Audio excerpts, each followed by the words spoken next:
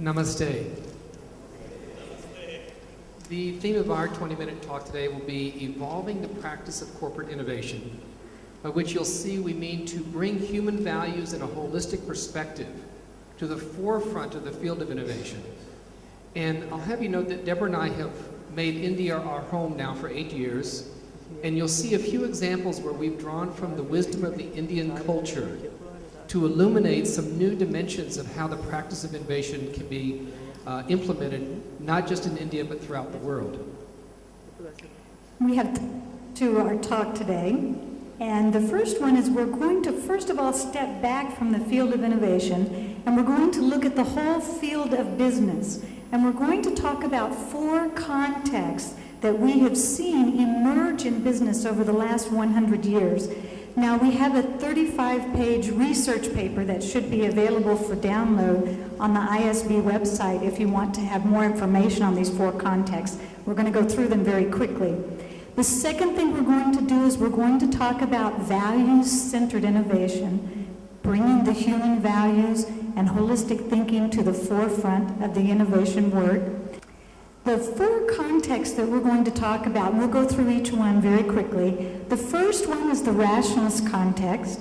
The second one is the humanist context. The third one is the holistic context. And the fourth one is the spiritual-based context. And you'll notice that we'll talk about them in terms of how they're nested within each other, how they have evolved out of each other and have grown from each other. The first is the rationalist context that emerged in the early 1900s, where the purpose of business was clearly stated as to develop owner wealth, shareholder wealth, and power. The metaphor was much often that of a military type of organization or a well-oiled machine. It was somewhat mechanistic. The leadership style was that of command and control. And finally, the organization was designed around the principle of assigning roles and tasks to fit the organization's needs. It's much like people were interchangeable parts within the machine. Now, one example of this came from Nobel laureate economist Milton Friedman in 1962 when he said, "Few trends so thoroughly undermine the very foundations of our free society as the acceptance by corporate officials of a social responsibility other than to make as much money for their stockholders as possible." This was much the purpose of business in the rationalist context. The next context that we see that emerged in the 50s and 60s is the humanist context. Business became more human. We still wanted to create wealth, but now we're going to share that wealth with the employees. Employee stock options began to come into existence. We're also beginning to share the power among employees. The metaphors in this particular context are more like working together as a team. Here in India, we think of it as working together as a family. The leadership style is more situational, based on Einstein's work, and it's also more empowerment, empowering the employees. The organization is around assigning the roles and tasks, but more geared toward the employees' talents. One example of this in business is William Hewlett, one of the co-founders of Hewlett-Packard. He said in his book, "Men and women want to do a creative job, and if they are provided with the proper environment, they will do so." That's an example of what the spirit of this context. The third context was the holistic context that emerged in the 70s and 80s, where the purpose of business was wealth creation, but with accountability to all possible stakeholders, including society and the environment. The metaphors were that of an ecosystem, or even the term of spaceship Earth by Buckminster Fuller. Leadership is more in the style of stewardship, as Peter Block talked about.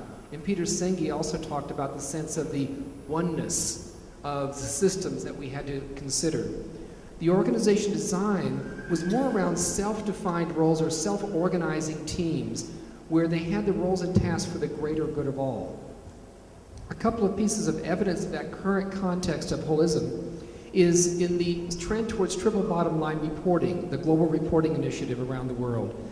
The idea of corporate social responsibility, sustainability, socially responsible investing, and even the more recent protocols on the base of the pyramid business.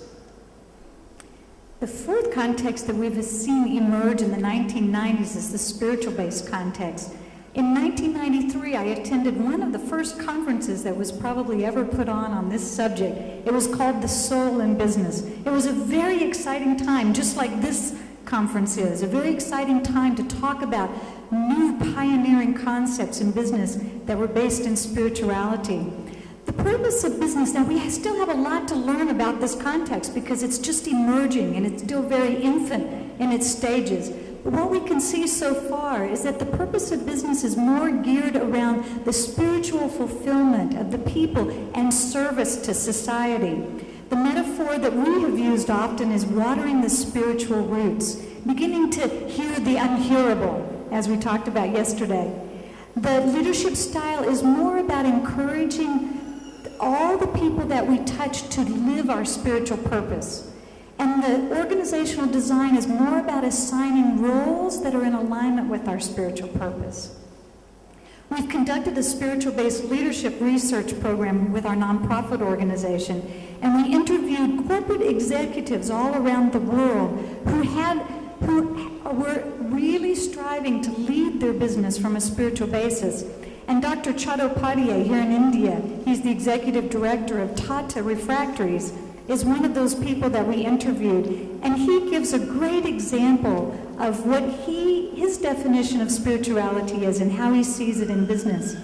He says spirituality is the manifestation of the perfection that is already within us.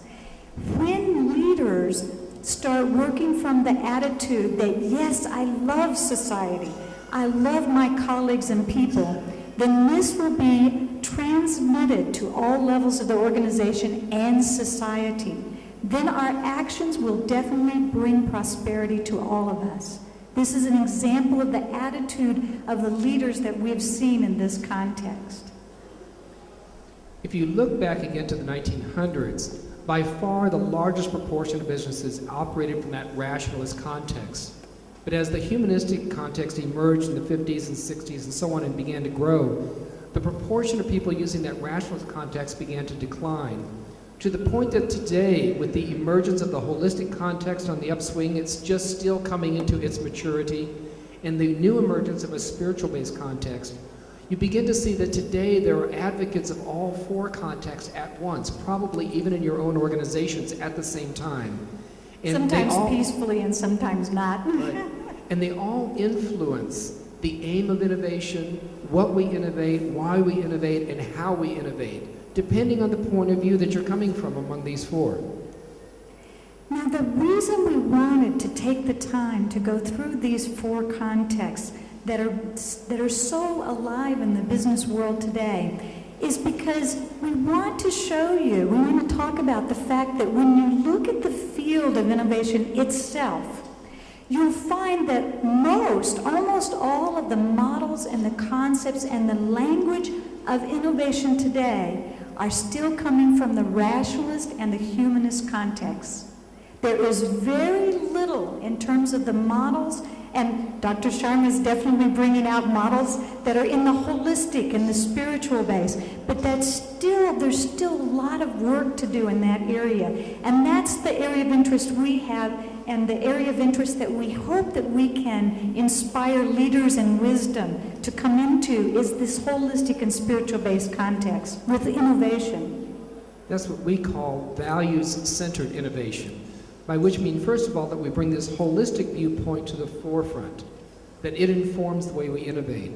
And second of all, that we evolve from just ethics, the idea of what's right and wrong, to a deeper base of human values as the way we look at our unity and purity of our thoughts, our words, and our actions. Now, we'll talk a moment about human values. What do we mean by human values? What we mean are those positive qualities of good character that you find across time in all cultures. We travel all over the world and speak, and it doesn't matter where we go. We find those human values are inherent in all human beings. Now, how does human values work with innovation? When we draw from those human values, those positive qualities of good character, it helps us to answer questions like, why are we innovating?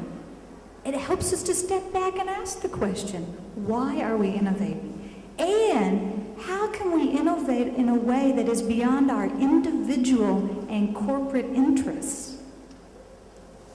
So we see this in a practical way in 3 areas of competency. That is, first of all, enhancing individual habits. And there's some subcategories there around holistic context, human values, and innovative thinking. A second area of competency is that of actually producing innovation, which involves things like learning and knowledge, innovation process itself, and developing a strong team climate.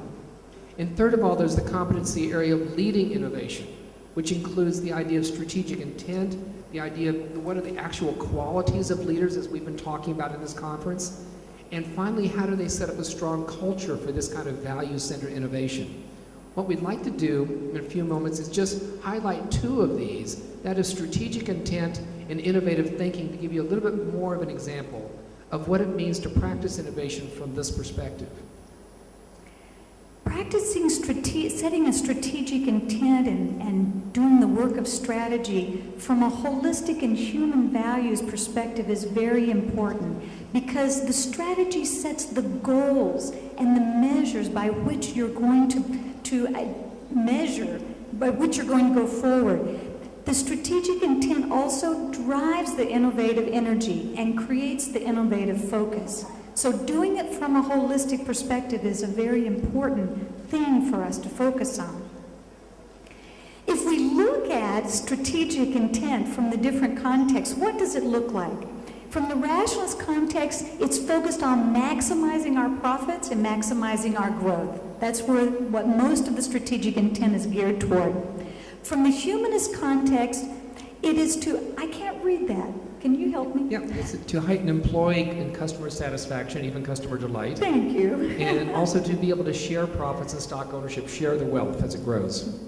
Now, from the holistic context, the strategic intent is much more triple bottom line oriented.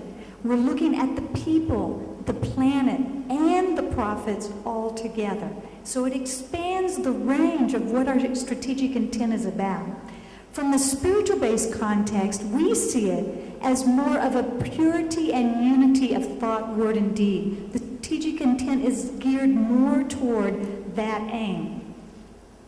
Now, if we take an example of what an innovation initiative would look like from the typical rationalist and humanistic context, it might be something like to develop a new product that will expand our market share and our profits, and that will give our employees a chance to create a scientific breakthrough. But now let's look at an innovation initiative from a more holistic strategy. An example we'll use is from K.C. Shroff, one of the co-founders of Excel Industries in Mumbai. He actually gave his team this initiative: develop a new fertilizer that, yes, it would be inexpensive and highly effective for the local rural farmers, but at the same time should address and be a solution to the urban waste problems. Can you see the difference in the strategic intent? It's how he was going to serve a broader segment of society that almost looks contradictory in a way. And then if you look at this from also a India cultural perspective, if you look at the typical 4 goals of life from the Indian culture, Dharma, Artha, Kama, Moksha, which we translate as harmony with life, wealth creation, desire for achievement, and gaining the highest human capacity. Most often, business we see today are focused on wealth creation and achievement all by itself, out of balance with the other 2 goals of life. So what would it be like if a company set its strategic intent in which its wealth creation was within the envelope or with the focus of harmony with all of life, and that its desire for achievements were also in the envelope of building our highest human capacity? And what if you actually measured that in your organization? What if you measured how your strategic intent was aligned with these higher goals? The importance of innovative thinking. Innovative thinking is where we tap into the very source of our innovative potential. So what we want to do is expand that innovative thinking to a more holistic perspective. Let's look at what innovative thinking looks like from the different contexts of business. From the rational context, We typically think that only certain people can think innovatively, only specialists can think innovatively. From the humanist context, where the quality movement helped us to expand our thinking and realization that everybody can have creative ideas, everybody can think innovatively. With the holistic context, we expand our awareness of innovative thinking even further to realize that everybody can think in whole systems. Everybody can think from a whole systems perspective. From a spiritual-based context, we realize that we can co-create the future together. So we actually bring our innovative thinking to the purpose of co-creating together. Again, from a practical side, if we look at the typical idea generation goal that I often worked with back when I was head of innovation at Stanford Research, it would be, what are the new business opportunities we can create using some particular technologies? But in one example that I learned a lot from, I was working with DuPont with a product called Nomex. It was a spun-bonded fiber that had very high fire and property water property barriers. And we started out generating a lot of ideas, but something else needed to happen. And finally, I asked each person in the room to talk about what are some issues in society that deeply concern you. And they all spoke from the heart. And then we said, now how can this Nomex start addressing those concerns? And we switched from brainstorming to heartstorming. And the whole energy and the quality of the ideas improved. That's a more human values, holistic approach to this idea generation. And finally, when we look at the different factors from our research about the qualities of innovative thinking, we've seen that it really involves both an inhale and an exhale. There's the learning, which is the inhaling, and then the exhaling, which is the innovating. Learning, innovating, learning, innovating. And that's the breathing rhythm of innovative thinking. But we have to say what actually brings meaning to that, what inspires, what sparks the genius within to do that. And that's where the human values come in. And we've seen the human values come in three categories: that of inquiring and knowing, what's the truth, what's the curiosity; that of caring and connecting; and finally that of serving and acting. If you will, it's head, heart, and hands. And with that, we want to leave you with three questions for your group discussions when the time comes, for each of the three areas we've talked about. In terms of the four contexts of business leadership, how are each of the four contexts actually influencing innovation in your organization, where you work? Secondly, how could you bring a more holistic human values focus to your innovative efforts where you work? And thirdly, what part could you play in evolving the practice of corporate innovation here in India? So with those three questions, we thank you very much for your time and attention. Thank you very much.